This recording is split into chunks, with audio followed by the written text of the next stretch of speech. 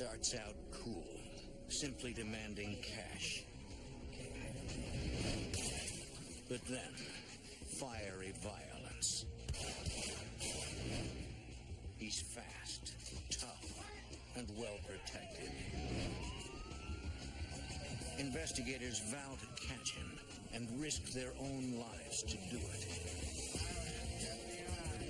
At every turn, they face dangerous surprises from a violent felon on the run.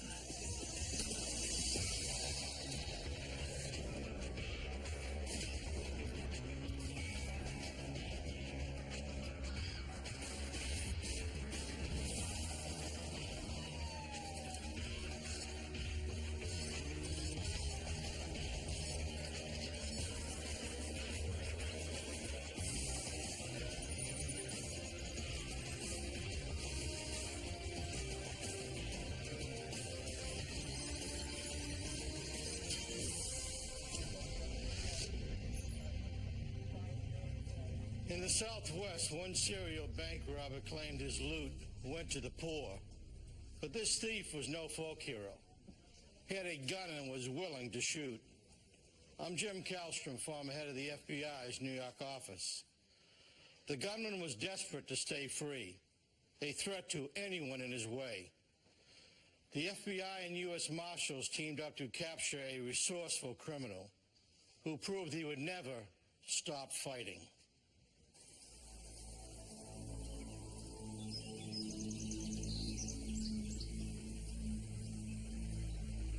Albuquerque, New Mexico. On December 29, 1998, in the city's northeast section. For the employees and customers of a local bank, the day started much like any other.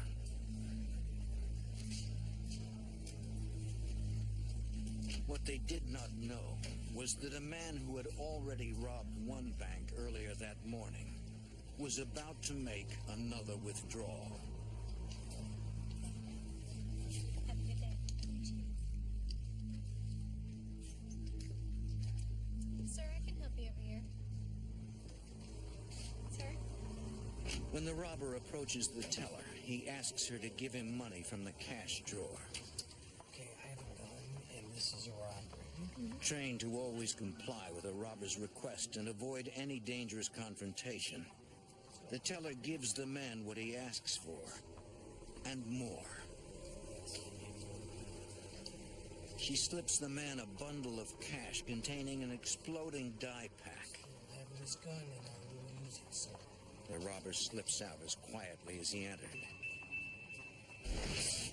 Albuquerque 911, where is your emergency? Is this a bank robbery? The alarm goes out to local police. And because bank robbery is a federal offense, the FBI. Special Agents Scott Campbell and John Tanberg respond from the FBI's Albuquerque resident agency. It begins as a routine call for Special Agent Tanberg. Albuquerque has had per capita more than its share of bank robberies. In the late 90s, we were in the neighborhood of 90 to 100 bank robberies per year. Yet this case will be anything but routine. Agents learned the bandit was strangely calm. Most of the people in the bank had no idea that it had even been robbed. There was no commotion, there was no what they would think and had seen previously on TV of bank robberies with shots fired or people yelling. The tellers remember nothing distinctive about him. Well, the physical description that we received was of a white male, possibly Hispanic, dark hair, average build, wearing sunglasses, fairly neat haircut, wearing a ball cap, and not very distinctive clothing. Despite a thorough examination, technicians recover no usable prints from the teller counter or doors. Appreciate that. They find no other physical evidence. We tried. Investigators suspect an electronic witness may have observed the robber. The primary security countermeasure that a bank will have would be surveillance cameras. Sometimes they're high quality, sometimes they're not. In this case, the cameras were not of much help. You know, he comes up. They show the robber, but the quality is not good. In theory. We didn't retrieve any significant information from the surveillance tapes of either of those two bank robberies. They weren't particularly good images. We didn't get a good angle of the face. I believe that there may have been a good shot of the top of his ball cap, but nothing that gave us any significant facial features. The robbers simply walked into two banks in one day, took their cash, and walked out. He left no prints, no evidence, and beat the bank's surveillance systems. He left the FBI nothing that would help them identify him.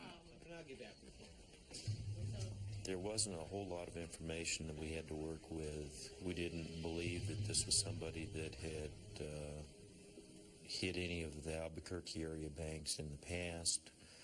We were not in a position to connect him to anything that had occurred prior to this. So in our minds, this could potentially be a traveler. Agents get a break when they find a witness. A neighbor who lived behind the bank saw a man running out of the bank and around the corner back behind the bank.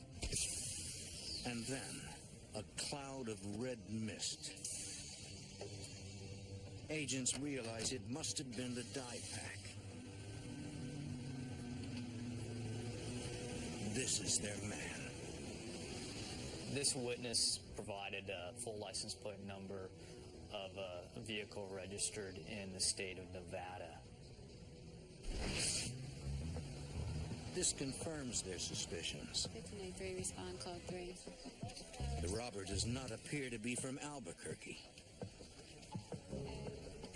With that license plate, we ran through our dispatch center registration in Nevada and came up with a registered owner and an address of the vehicle was registered at. But the address is to a motel off the Las Vegas Strip. Perhaps a cover to throw off the cops. The agents have hit a dead end. They try another tack and run the plate number through a credit bureau. They get a hit.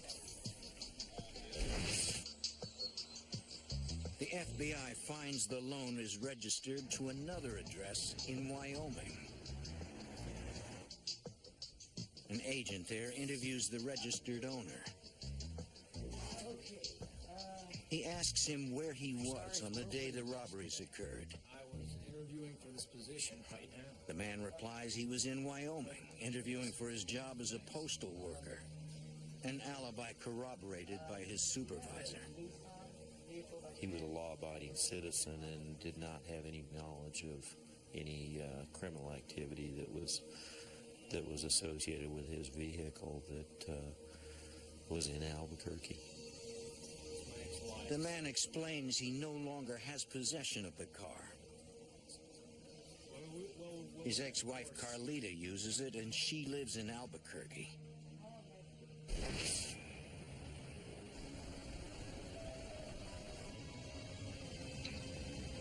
We eventually tracked down the ex-wife of the vehicle's owner. We made contact with her and spoke to her about her vehicle, where it had been, who had control of it, who has other keys to it, and where it was the previous day during the time frame of the bank robberies. Carlita says that on the day of the robbery, she was at work. She explains she has a big family in the area and many people borrow her car. She did not know who had her car the previous day, and that it should have been parked in its parking spot near her apartment. She did, however, tell us that the vehicle was a little lower on gas than what she had left it at. Carlita gives her consent for a search. Remembering from the previous day that the dye pack had exploded, we thought perhaps there would be evidence of the red dye inside the vehicle. However, we did not find any. It's possible that the witness got the license plate number wrong. Possible, but not likely. I had reservations with what she had told us, simply because it was too coincidental that this vehicle that was seen as the getaway vehicle at the robbery the previous day and registered in the state of Nevada was actually located in Albuquerque. No hard evidence links Carlita to the robberies, but something about this seems suspicious. Agents suspect there is some connection. Although she did not remain a suspect, she remained a person that we wanted to stay in contact with and a person of interest in these investigations. Police and the FBI have exhausted their leads. The robberies go unsolved. And then, several months later, the mysterious bandit strikes again. He hits a series of banks in a very short period of time. His MO remains the same. He gets in, gets the cash, and gets out. And never leaves any evidence behind. Beginning around the middle of March of 1999 and continuing up through the end of May of 99, approximately 6 banks were robbed. From the evidence that we had obtained in the form of video surveillance, descriptions by the witnesses and the bank tellers, and just general demeanor, we came to the conclusion that we had a serial bank robber working in Albuquerque. Local police and the FBI must identify the lone bandit and stop him before someone gets hurt.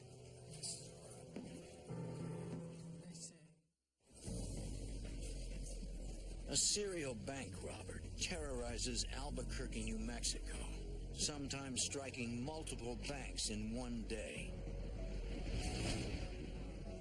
Local police and the FBI work together to identify him and stop his rampage. As the bandit's spree continues, he grows more aggressive, according to FBI Special Agent John Tanberg. He began to take more money by going behind the teller counters and causing the tellers to take money out of several teller drawers. The robber becomes more unpredictable and violent. Agents begin to fear that the longer he continues robbing banks, the more likely someone is going to get hurt, or worse. There were occasions when it appeared that the offender may be utilizing narcotics, because there were occasions when he was quite physical with people that seemed very inappropriate. It appeared that the offender was becoming more and more desperate in that regard. He's now much more willing to use his gun. He surprises tellers by announcing the money will go to starving children in Mexico. After one robbery in June, the FBI gets better security camera photos of the gunman. With no physical evidence, the photos are agents' best lead. We like to have public interest as active as possible. When we have a serial offender, we'll get the media to cooperate and to place the information into the newspaper columns, television. People will very often respond to Crime Stoppers and call in tips. The FBI will need to appeal to the public for help. At one point, They need a hook to capture the public's imagination. on top of the counter. The FBI bank robbery squad assigns nicknames to serial robbers. A lot of food for children mixed. The media will latch onto the case a little bit better sometimes that way, and it gets the public interest up. He walked out real nice. The FBI dubs this one Robin the Hood for his dubious claims that the stolen cash goes to starving children. He just walked right on out. With each new robbery, local media jumps on the story, and the bandit likes the attention. Well, the robber seemed to revel in the name that we attached to him. He seemed to like the idea of being called Robin the Hood. There were occasions when he walked in and walked up to the victim teller and said, "Hey, you know who I am. I'm Robin the Hood." Despite the name, agents doubt the thief is giving his money away. They suspect that, like most bank robbers, he uses the cash to finance a drug habit or other criminal activities. Whoever he is, he's good, leaving no clues behind. After 14 robberies, the only possible lead to Robin the Hood is Carlita's car. FBI Special Agent Scott Campbell keeps talking with her. I spoke to her on the phone probably 5 or 6 times throughout the 8 months, because in the back of my mind I knew that she had something to do with the robberies, or she could provide some information or evidence that would lead us to the robber. Finally, in August 1999, the case breaks open when Carlita, by now 8 months pregnant, contacts Agent Campbell. Yes, with Agent She calls me and says, "We need to talk. I have some information that'll solve the cases." She says the robber is her husband, Byron Chubbuck. She'll explain more in person. And so I make a time to meet her the next morning at her apartment. The agents pull Chubbuck's record and learn he's got a history of violence and gang affiliations. Carlita said she can talk now because Chubbuck moved to St. Louis. Agents had offered a more secure location for the interview, but she declined. She said that she didn't feel that there was any danger, that she was with him when he had loaded his truck and had departed for St. Louis. So she felt safe and secure being interviewed at her apartment, and she insisted that we interview her there. Still, agents approach with caution, wanting to avoid a surprise confrontation with Chubbuck. Prior to going in the apartment, I made a phone call into the apartment to see if he was around and if she had any other information on him, since we spoke the evening before. Once we were comfortable that he was not around, I radioed into our dispatch using our car radios to tell them the address we were going to be at.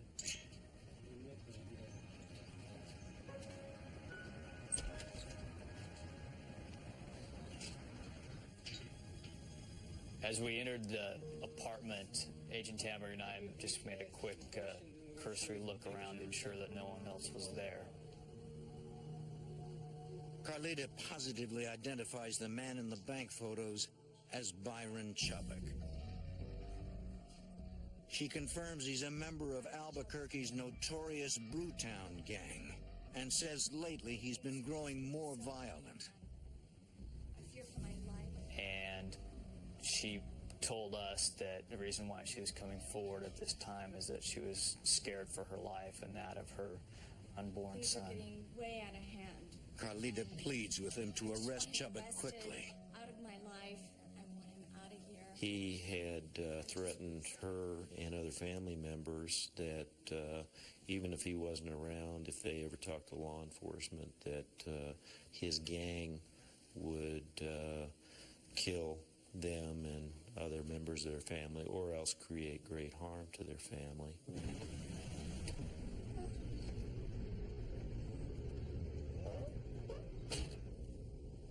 The confrontation agents wanted to avoid is seconds away.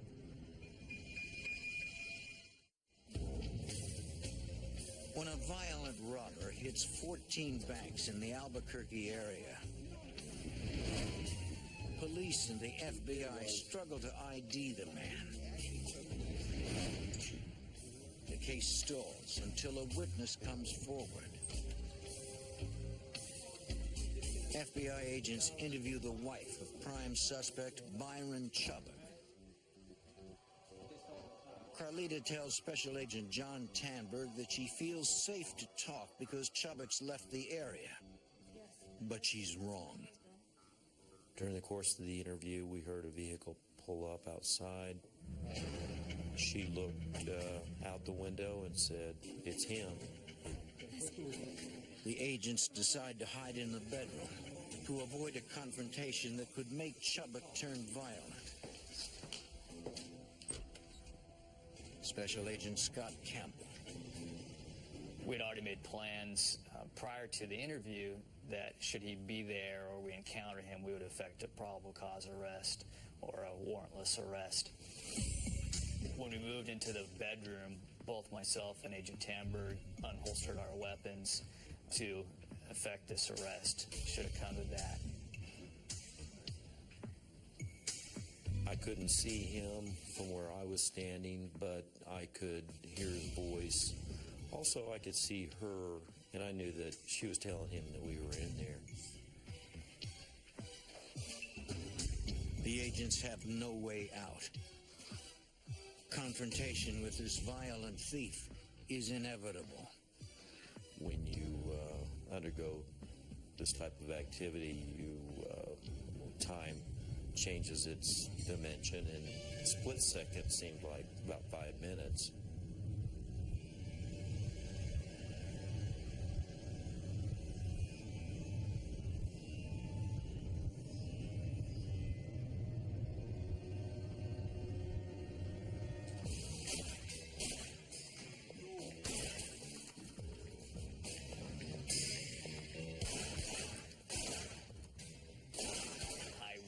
Two rounds through the common wall back at Chubbuck, or at least where I thought he was. He paused in his shooting for a period of time, and I had become aware that possibly a half a dozen rounds had gone off, and it appeared that he was reloading, and I was prepared in a position to shoot him if he did come into the room. A figure appears. Thinking that was Chubbuck, I began to pull the trigger.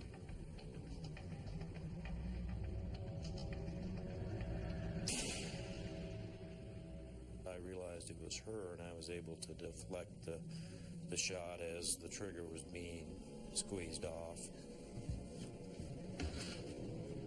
You all right? You okay? You sure? Yeah. Okay, stay right here.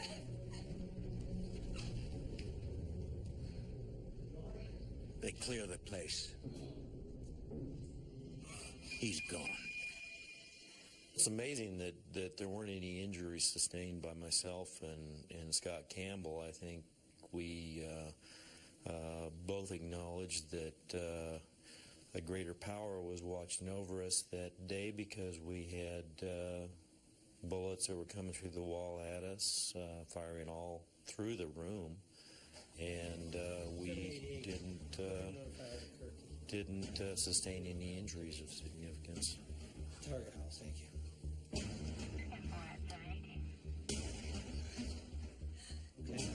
Carlita is unharmed, though the bullet was so close it cut off some of her hair. The agents stay where they are. Not knowing where Chubbuck was, we made the decision to stay inside the apartment where at least we had a defensive firing position set up should he return to the apartment. Local police are called to the scene. They rush to the aid of the FBI agents and secure the area. The Albuquerque Police Department uniformed officers arrive and set up a little perimeter for us. We make contact with them verbally, and then we get out of the apartment. Lieutenant Terry Ward was in charge of the Albuquerque Police Department's Special Investigations Division. It wasn't looking good that this was going to end peacefully. Given his past, his willingness to fight with police officers, the fact that he had just engaged in a gunfight with armed Bureau investigators gave us an indication that this might be his, a last stand. Then an officer spots Chubbuck at the window of another apartment in the same building. And a standoff begins. Chubbuck is 2 apartments down from Carlita's, completely surrounded, but not ready to give up.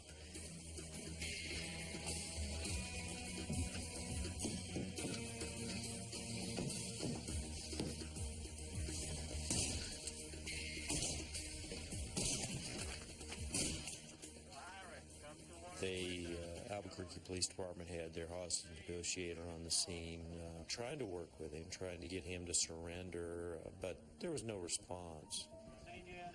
Though authorities outside don't know it yet, the gunman keeps moving, making his way back to the scene of the shootout.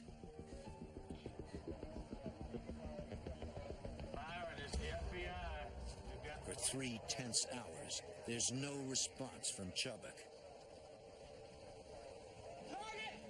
But then Chubbuck makes a break from Carlita's apartment. Took him down with a beanbag round from a shotgun. That's a round that's not a lethal form, but it will stun a person. Amazingly, throughout the entire ordeal, no one is injured. Investigators arrest Chubbuck and transport him to the FBI office for booking.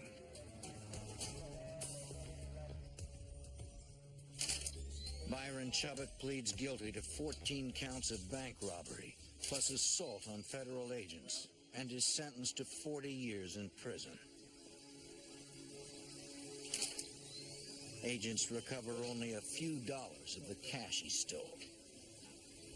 We never believed that the money was being used to feed starving children. In particular, in retrospect, after getting to know Byron Chubbuck, the last thing he would do would be to feed starving children. His main interest was to feed his narcotics habit. But Chubbuck doesn't plan to spend the next 40 years in jail. On December 21st, 2000, he announces he wants to fire his court-appointed lawyers and withdraw his guilty plea, a calculated move, one which requires him to attend a court hearing. U.S. Marshal Senior Inspector Eric Neighbor. After the hearing that day, he was being transported back to the Santa Fe Correctional Facility in Santa Fe County. He had obtained a handcuff key and was able to unlock his restraints from his hands and from his ankles, and was able to kick the van window out and escape through the van window. The driver heard a bang, and when he looked to see where it was, he thought he was in a traffic accident of some sort. Saw that Byron was halfway out the window. The guards try to stop him, but he's moving fast and they can't leave the other prisoners. Byron Chubbuck is on the run.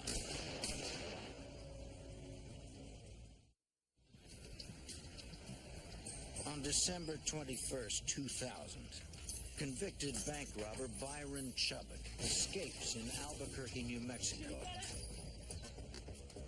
U.S. Marshal Senior Inspector Eric Neighbor.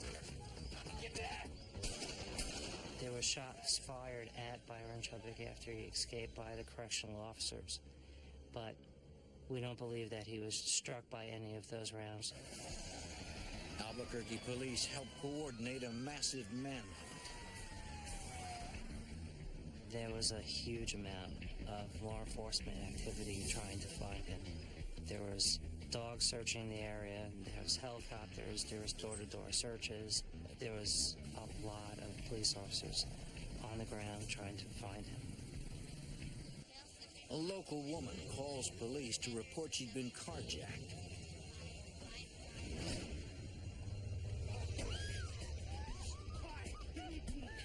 She says an hour earlier, a man fitting Chubbuck's description forced her into her car. He ordered her to drive him to the outskirts of town, where he released her unharmed. She's able to tell us where she dropped them off and what time, and gives a description of what he was wearing at that time. Investigators focus the search there, but find nothing, and call off the manhunt at 9 p.m. By now it's been hours. He could be hundreds of miles away. We were not able to locate where he was at that night, and we shifted gears a little bit to go from a manhunt to more of an investigation to try and locate where he might be, with interviews of family members and gang members and things like that. Chubbuck could not have disappeared without help. Investigators pressure every known associate of the fugitive, yet all they get is resistance.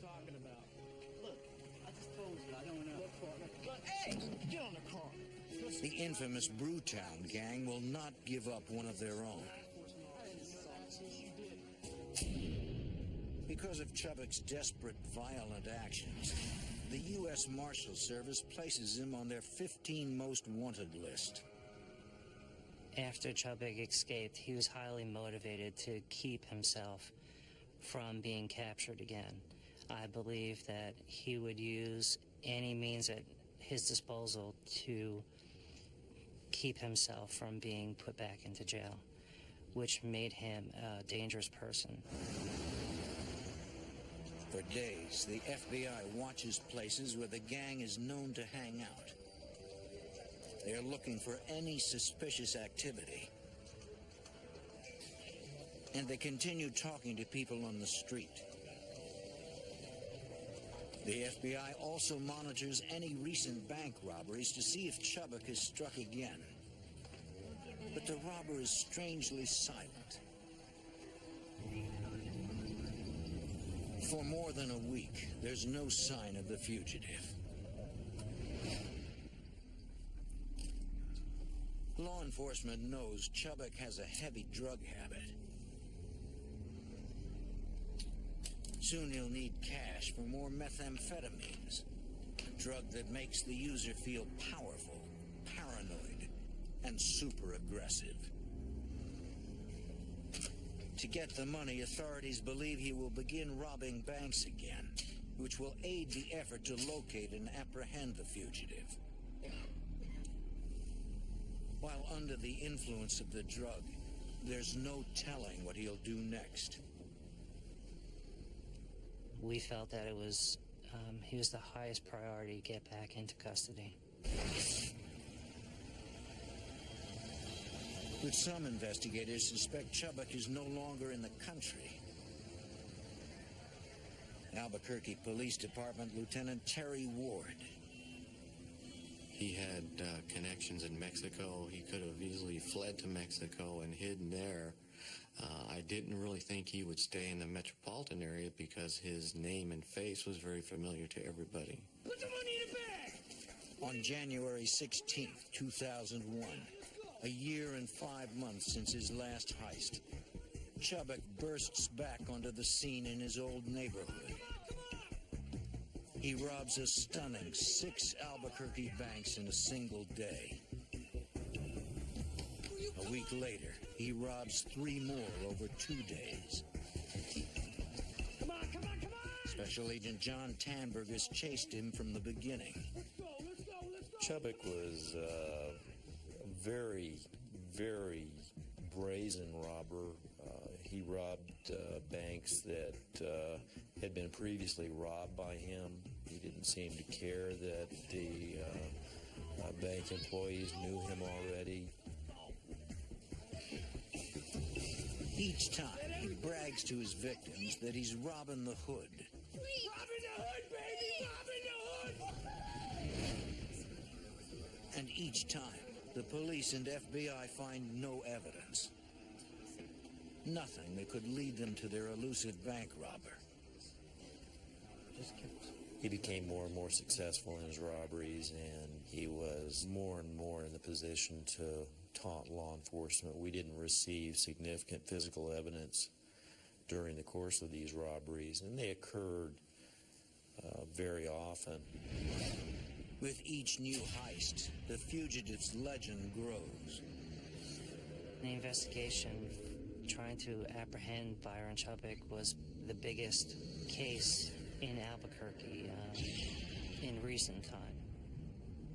He was featured almost every night on the local news with pictures and photographs and Crime Stoppers telephone numbers and things like that to try and help apprehend him.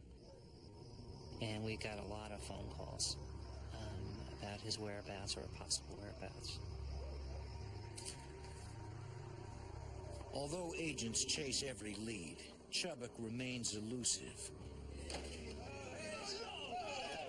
The FBI suspects members of his Brewtown gang are protecting him. A dangerous band of hardened criminals. The gang has the network to hide a fugitive and the means to fight back.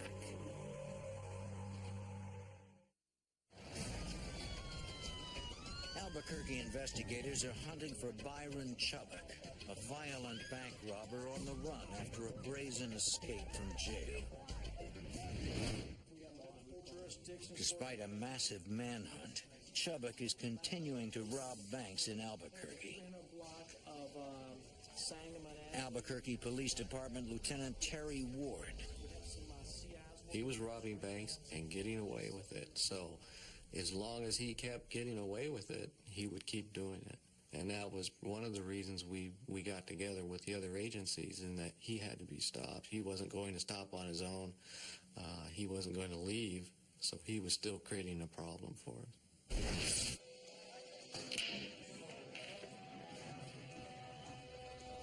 Investigators maintain pressure on the Brewtown gang, making it clear that no one will have a moment's rest until Chubbuck is back in custody.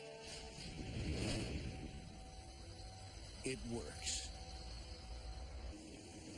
Early in the morning on February 5th, 2001, someone drops off a letter at a local radio station.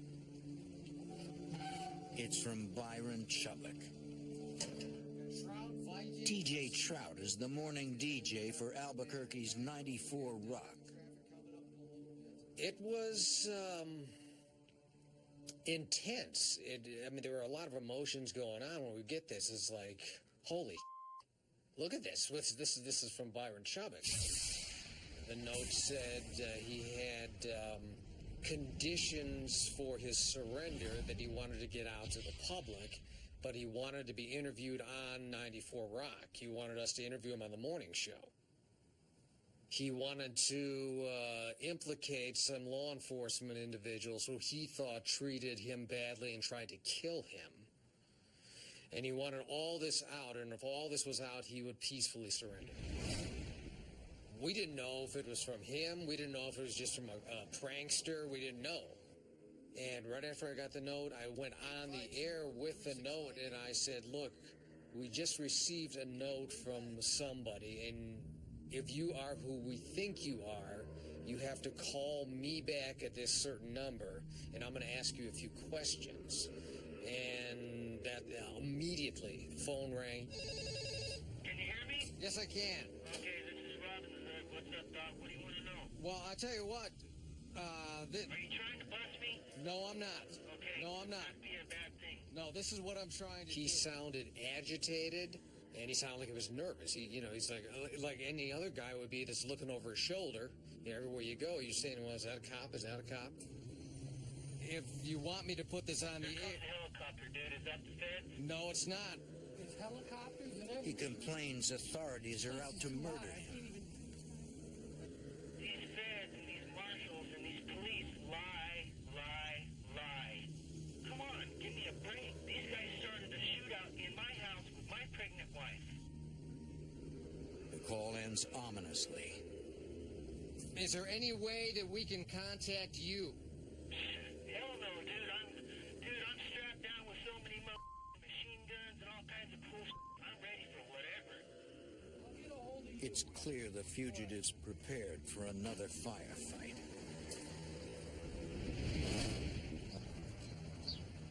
The station immediately calls the authorities. I believe Chubbuck contacted the radio station to bolster his ego a little bit. I think he had a need to be in the public eye with the publicity that was surrounding his escape. Also, it's Scott Campbell. The fugitive's ego might be his undoing, as agents now have a solid lead and physical evidence. 1999, this just came from his lab, and they just said... Lab technicians find Chubbuck's fingerprint on the letter, confirming it's authentic. Investigators review the security footage from the radio station. We could tell, first of all, the person who delivered the letter was not Byron Chubbuck. We knew what he looked like, and this wasn't that individual. But we did have a good, clear picture of the individual that delivered it. And this eventually proved the straw that broke the camel's back. One police detective recognizes the man as a sometime member of the Brewtown gang. His name is Ronald Baker. Our mindset was that we would follow this individual without his knowledge, and he would lead us to Byron Chubbuck. The Albuquerque gang squad sets up surveillance on Baker's mobile home. At one point, they see a man who resembles Chubbuck, but it's too dark for a positive ID.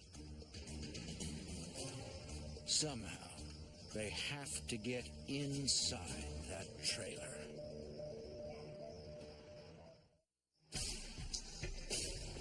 On the trail of fugitive Byron Chubbuck, Albuquerque authorities surveil a mobile home they think he's hiding in.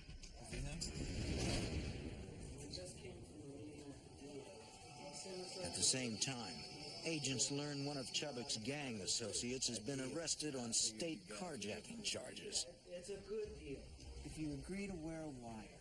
They use tougher federal sentencing rules to pressure him to cooperate, according to Special Agent John Tanberg. We decided that it would be a simple matter to charge him federally so that there would be a penalty of significance that could be utilized as a means by which he would be persuaded to work for us. The man doesn't want to do it, worried about gang retribution. But with no parole in the federal system, the man is looking at years of prison time. More than 30 seconds away from the Investigators offer to revert to state charges, which would make him eligible for parole if he cooperates. In the end, his fear of prison prevails, and he agrees to turn informant. The plan is to wire the informant with a recording device and send him into the trailer to see if Chubbuck's there. Go in there, sit down, and think about the wire. We'll give you time to get comfortable with it, but... These guys, can you do a test on that? Just relax. Get comfortable with that wire. Let's just go. It's a dangerous assignment. Stand by. Undercover officers stand by, ready to move in if anything goes wrong. We just have to move forward, all right, guys? All units, he's going to inside.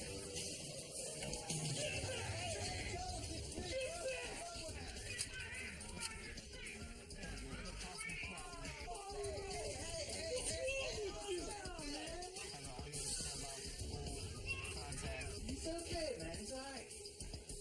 Eventually, everyone calms down and no one gets hurt. Sorry, man. I need a place to stay, man. Can I crash on the couch? Yeah, man. Sorry, man. Sorry. Look, man, I'm gonna tell my buds. I'll be right back, all right? Man, I hope you're all right, man. Sorry about that. I'm just gonna go. I'm gonna tell my buds, man. I'll be right back, all right, man? Senior Inspector Eric Neighbor. He exited the mobile home and informed police that Byron Chubbuck was indeed inside that mobile home. Albuquerque Police Department Lieutenant Terry Ward. The informant told us that Chubbuck was very paranoid and very jumpy. Most career criminals are paranoid. They trust very few people. They're constantly looking behind their backs. They keep very low profiles. They move quite often. So they are paranoid, and sometimes it can even be a drug-induced paranoia.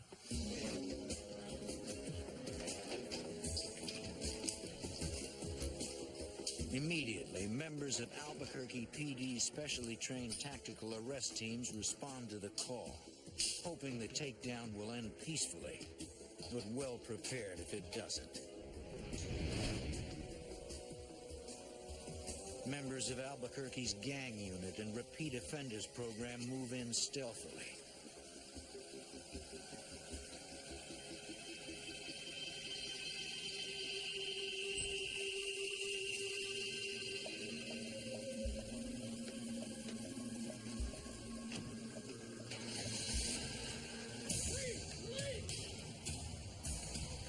The men refuse orders to stop.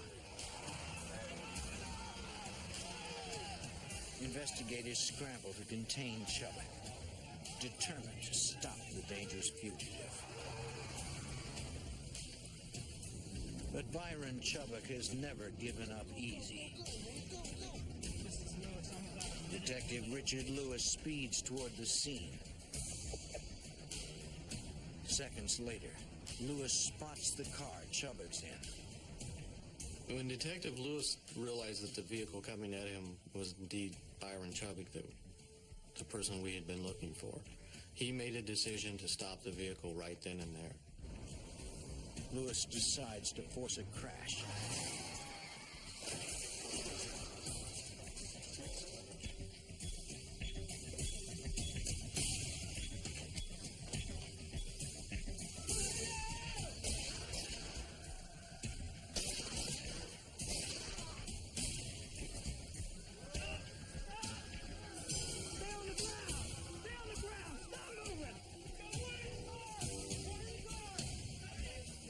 Other officers approach and find Chubbuck lying motionless, a Tech-9 semi-automatic handgun beside him. He's wounded by a single bullet to the chest, but he's alive. Officers arrest his accomplice, Ronald Baker, still dazed from the crash. In the end, Chubbuck showed his true colors. He wasn't the Robin the Hood mythical character that we dubbed him as, and he started believing. He was actually the violent felon that he is. Chubbuck is later convicted of multiple charges, including escape, robbery, and assault with a weapon. A federal judge adds 40 years to his original 40-year sentence. He fully recovers from the gunshot wound that stopped his crime spree. During the investigation, during our research and our background check, I had the opportunity to read some of his correspondence. Very intelligent man. He could be a very successful civilian living a very productive life. But for some reason, he chose to go into, and he was very good at it for a short while. And his greed and his ego is eventually what led to his downfall. Byron Chubbuck was quick to fire, threatening agents' lives. But because investigators never gave up, he's no longer a risk to anyone outside the prison system.